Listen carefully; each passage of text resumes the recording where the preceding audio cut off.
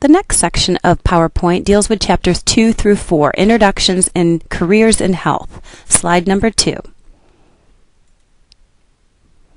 Careers in health include health educator, health promoter, community health, and population health. Think about the people you know and ask yourself if that person works in one of these 4 fields, and they may be funded through grants, federal and state monies, as well as these people could work with insurance companies to work on health promotion rather than treating diseases. In other words, you want to prevent heart attacks, diabetes, strokes, and cancers instead of treating them, or I should say in addition to treating them. Slide number 3.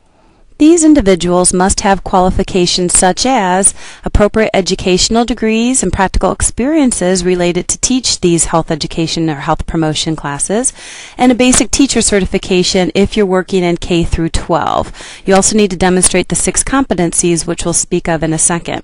In addition, many of these degree programs require a 2.5 GPA or higher and a minimum bachelor's degree.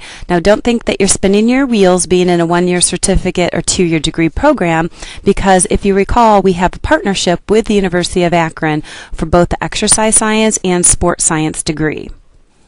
Slide number 4, the 6 competencies. Individuals must have these competencies if they're going to work in the health career. And they're the same as they were in the last PowerPoint, but let's give some examples of how that happens here at LCC in my role as a associate professor. So content.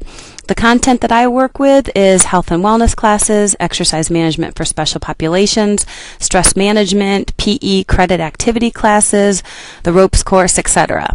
The instructional delivery, I have to know how to create a syllabus, my tests, my quizzes, rubrics, which are also called scoring guides for a means of assessing your different assignments. Classroom management, we have rules and a code of conduct that's in the LCC catalog, both online and hard copy, as well as a strategy calling group, which you learn about in the ropes course class that empowers students to actually help with classroom management. Number 4, personal and professional responsibility. I give back to the community through service learning with the Lorain County Metro Parks. Every month between April and October, on the second Thursday from 6 to 7 p.m., I lead a Hike for Your Health program that talks about healthy living, as well as lead the group with a 1 to 2 mile hike. In addition, I work with the Oberlin Fire Department working on their fitness testing. Number 5, planning and organization. Weekly evaluations of each other, working with your coworkers, evaluating your peers is a great way to help your organization, as well as planning. Within my gradebook, I have a lesson plan for every single day, what objectives I'd like to teach. Number 6, pupil assessment and evaluation. What's working, what's not. I do an assessment midway through the semester to see if there's anything that I can do to enhance the class. And I also, in class, face-to-face, will do a thumbs up, thumbs down assessment. For example, how did you like the study guide or the review for the quiz? And then the group can either give me thumbs up, thumbs down, or in between.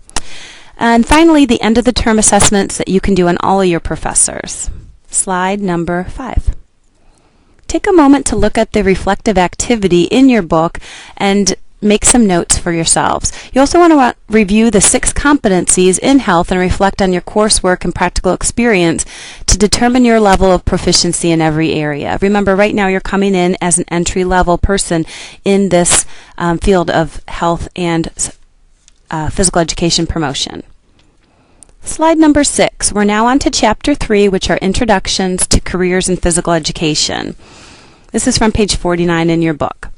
The next slide, slide number 7, talks about the purpose of PE. Right now, think back as you're reading along on these bullet points to your PE teachers in elementary school and junior high and in high school. Were these people positive role models? Did they have a positive or negative impact in your life? And maybe share some stories online in a discussion forum with your classmates to generate the purpose of PE and what your PE experiences were like.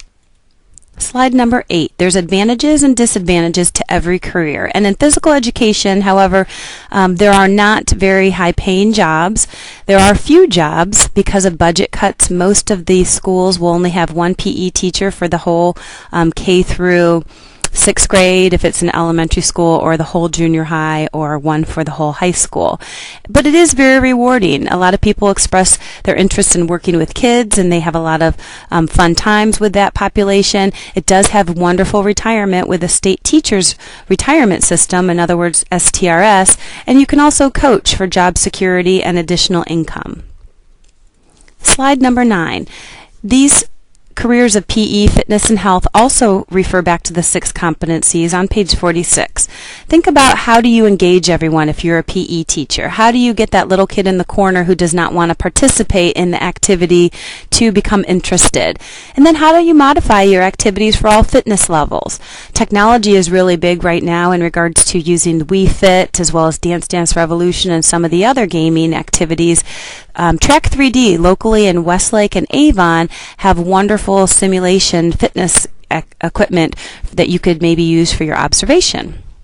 The other thing is, in the top 25 fastest growing careers, this is ranked as top 20, and that was from one of your quiz questions. So think to yourself, do any of these careers excite you? And if so, maybe pursue that for your observation assignments in your other classes, or definitely your internship experience later on.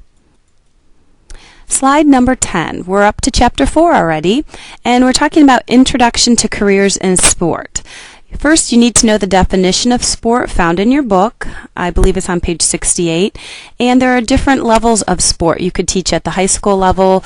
You could engage at the collegiate level, or even professional, but realize as you go up on that ladder, there are fewer and fewer jobs available, and sometimes it's not always what you know, but who you know. There are 7 reasons why people engage in sport, and those are found on page 61 within your book. And finally, we're on slide number 11. The future of physical education. Hopefully, with legislature and state budgets changing, we will have more PE within our school systems. We're fighting against childhood obesity and pretty much epidemic proportions of diabetes and early signs of heart disease with young children. So focus on your credentials, get your degree, get your certifications. You learn how to utilize technology, take advantage of volunteer experiences, and be a positive role model yourself. And recognize that people live longer qualities of life when they practice these healthy behaviors. And finally, you want to develop the whole person. Think about people you know who have careers in sports, and maybe share examples with an online discussion. Thank you.